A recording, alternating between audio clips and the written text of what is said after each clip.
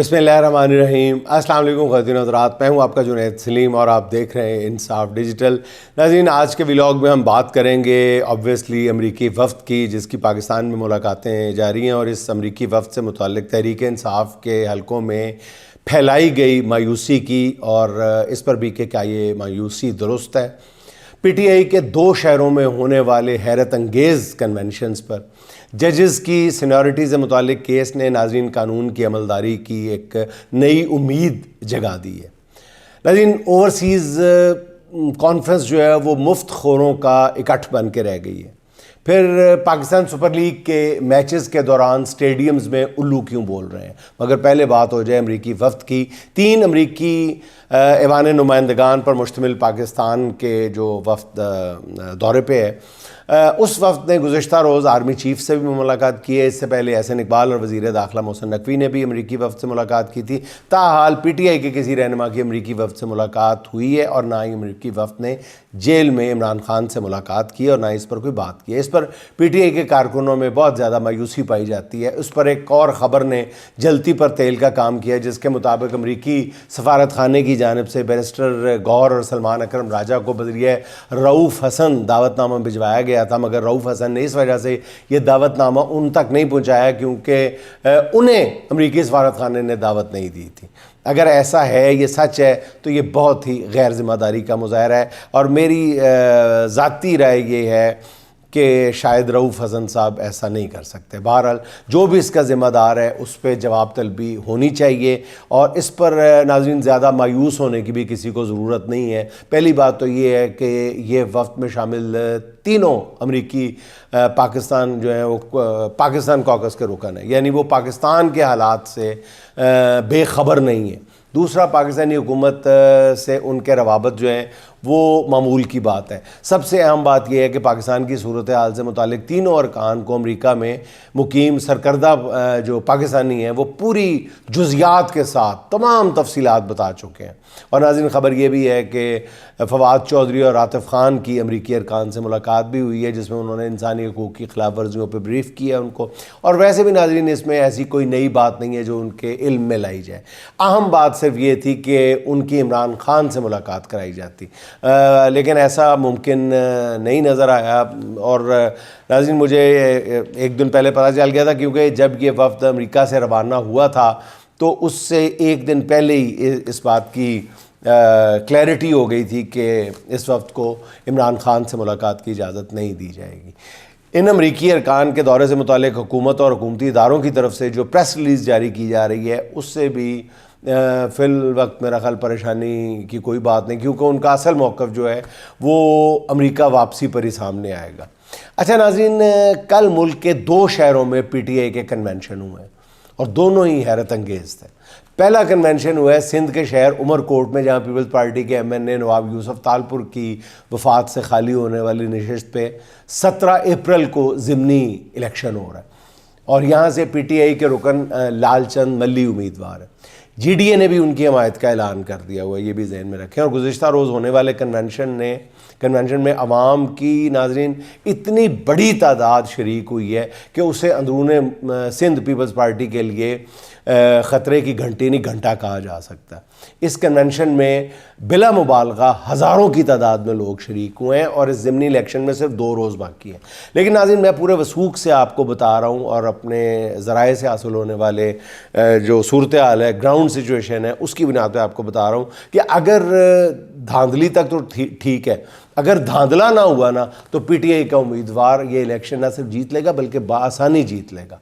मगर free and fair election का ख़तरा इस वक्त कोई भी मोल नहीं ले सकता।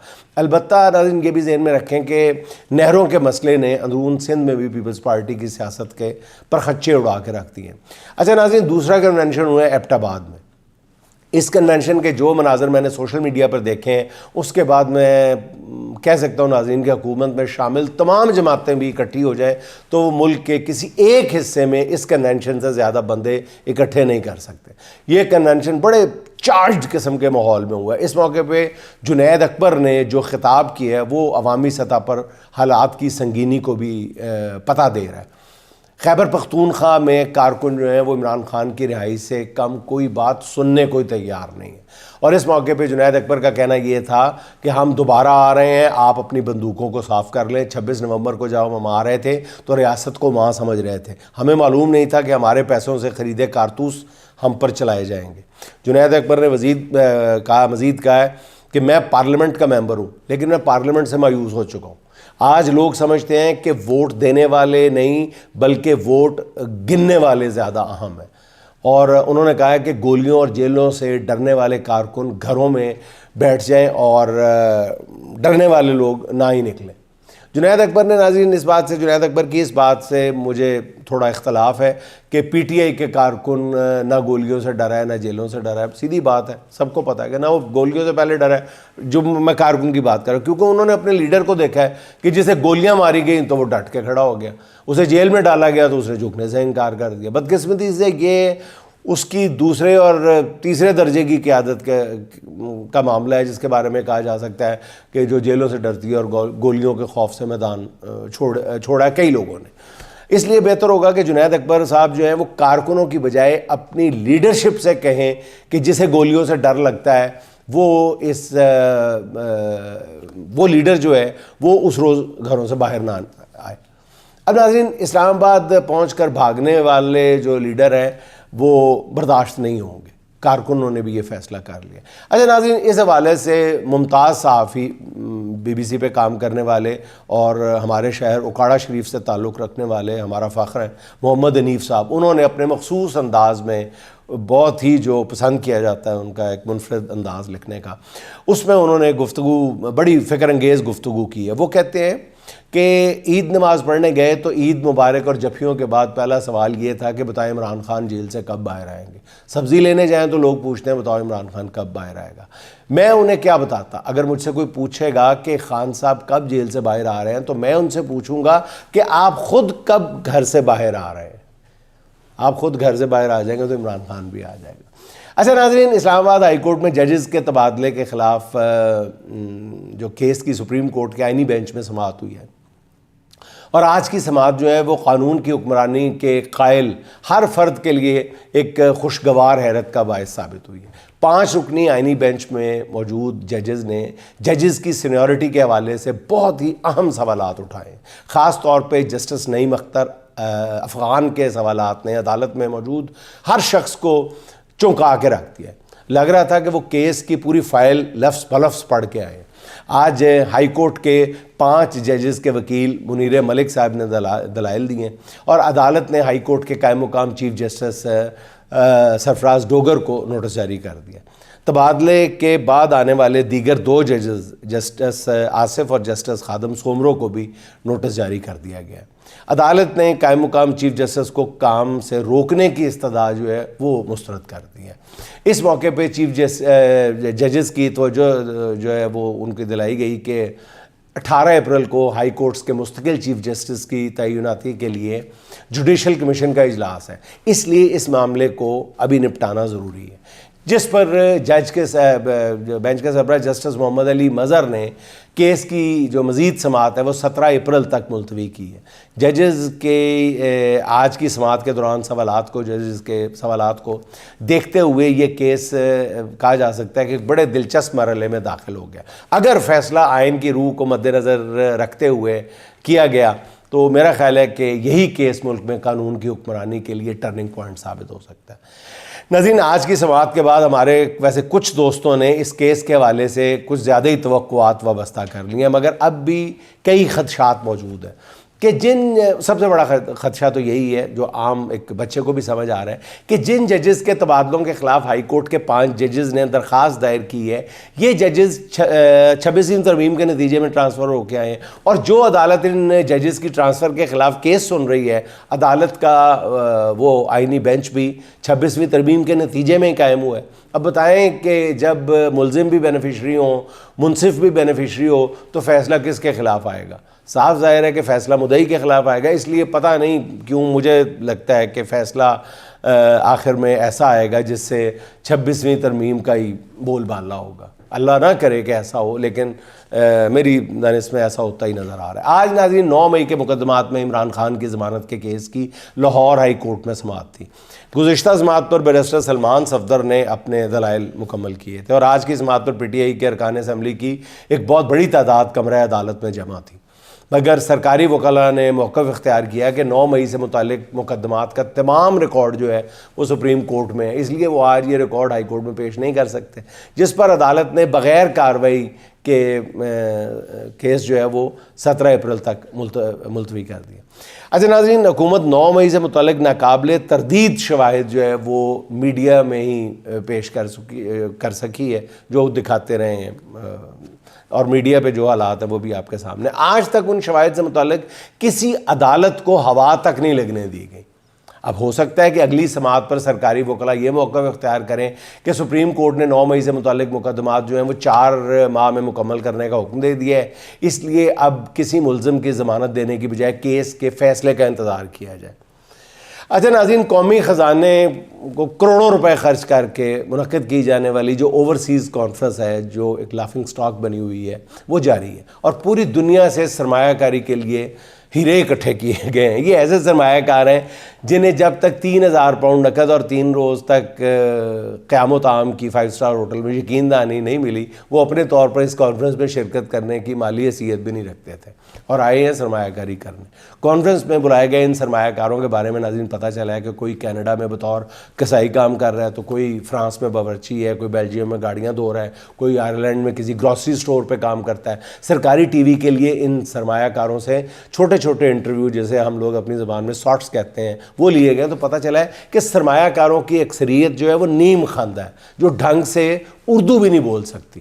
یہ نہیں کہ انگریزی نہیں بولتے، انگریزی نہیں، یعنی اردو نہیں بولتے، اپنی مقامی زبان ہی پر ان کو عبور حاصل۔ سرمایہ کاری تو چلو ناظرین ہوتی رہے گی، ان عالمی سرمایہ کاروں نے اپنی گلابی اردو سے جو سماں باندھا ہے اس پر حکومت یقیناً میرا خیال داد کی مستحق ہے، وہ بھی کروڑوں روپے خرچ کر کے۔ اچھا ناظرین، پتہ چلا ہے کہ حکومت نے پوری دنیا سے جو سرمایہ کار سرکاری خرچ پہ اکٹھے کیے ہیں، ان کی اکثریت جو ہے وہ عید تک پاکستان میں قیام کا ارادہ رکھتی ہے، یعنی بڑی عید تک وہ اپنے اہل خانہ کے ساتھ جو ہے قربانی والی عید کرنے کے بعد سرمایہ کاری کے بارے میں سوچیں گے۔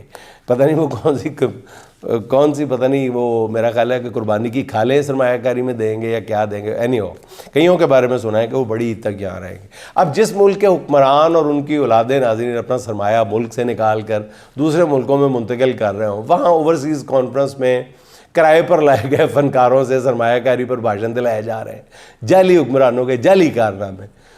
اچھا ناظرین، وزیر اعظم شہباز شریف صاحب کے دورہ بیلاروس میں جس طرح شریف خاندان بیلاروس کے کرپٹ صدر لوکاشینکو پر صدقے واری ہو رہا تھا، اس پر مختلف اینگل سے تبصرے کیے جا رہے ہیں سوشل میڈیا میں۔ کچھ لوگوں کا خیال ہے کہ یہ کرپشن کے لیے مشہور 2 خاندانوں کے درمیان تعلقات کی تجدید کے لیے دورہ کیے گئے، جبکہ کچھ لوگوں کا کہنا یہ ہے کہ میاں نواز شریف اور ان کی فیملی کے لیے اب لندن میں مزید قیام جو ہے وہ ممکن نہیں رہا۔ جیسے ہی میاں صاحب لندن پہنچتے ہیں، لندن میں مقیم اوورسیز پاکستانی باقاعدہ اپنا فرض اور ثواب سمجھ کر ان کے خلاف احتجاج کے لیے متحرک ہو جاتے ہیں۔ ہر اہم موقع پہ ایون فیلڈ کے باہر احتجاج پاکستانیوں کا ایک مشغلہ بن چکا ہے۔ میاں نواز شریف کے گھر کے باہر پاکستانی جب بھی اکٹھے ہوتے ہیں تو یہ احتجاج ان کے ساتھ ان کے لیے آؤٹنگ اور پکنک کا ذریعہ بھی بن جاتا ہے، جہاں دوست ملتے ہیں، گپ شپ لگتی ہے۔ حالانکہ نون لیگ کی طرف سے اپنی پارٹی کے لوگوں کو بڑے تحائف بھی آفر کیے جاتے ہیں کہ آپ بھی 4 نعرے لگا لیں، لیکن تحائف کے باوجود وہ جو میاں صاحب کے حمایتی ہیں ان کی جو تعداد ہے وہ 10-15 سے زیادہ کبھی بھی نہیں بڑھ سکی، اور تانا یہ دیا جاتا ہے کہ جی ادھر 10-15 لوگ تھے۔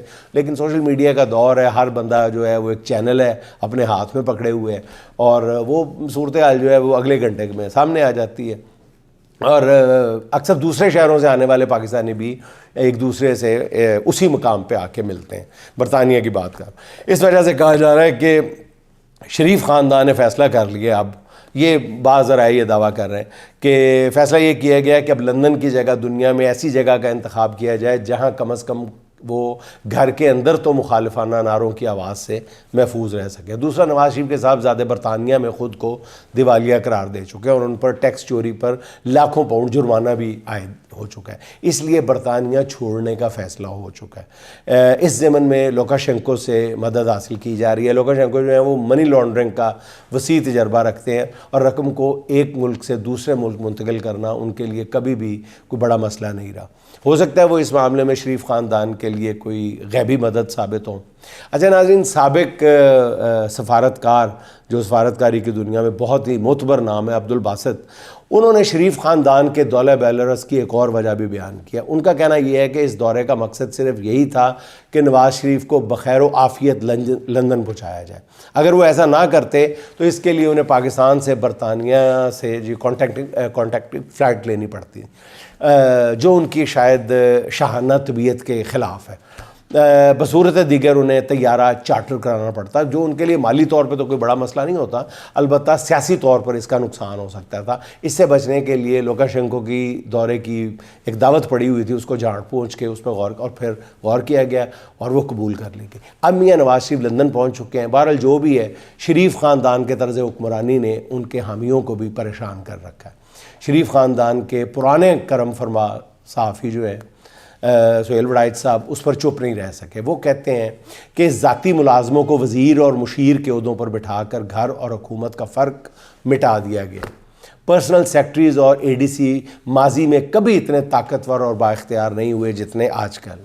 سیاست اور جینون اہل سیاست پچھلی صفوں میں بٹھا دیے گئے، جبکہ یس سر کرنے والے سب سے زیادہ نمایاں نظر آ رہے ہیں۔ کہنے کہ تو یہ ایک سیاسی حکومت ہے، مگر اصل میں یہ ذاتی ملازموں کی حکومت ہے۔ اچھا ناظرین، ملک میں پی ایس ایل کا 10واں ایڈیشن شروع ہو چکا ہے، مگر شائقین کرکٹ اس ایونٹ کا تقریباً بائیکاٹ انہوں نے کر دیا۔ جن سٹیڈیمز میں ابھی تک میچز کا انعقاد ہوا ہے وہاں شائقین سے زیادہ سیکیورٹی اہلکار تعینات ہیں۔ ٹیمیں تماشائیوں کے بغیر میچز کھیل رہی ہیں، جس کے بعد پی ایس ایل شاید دنیا کی پہلی کرکٹ لیگ بن گئی ہے جسے شائقین کی جانب سے اتنی ناقدری کا سامنا کرنا پڑا ہے۔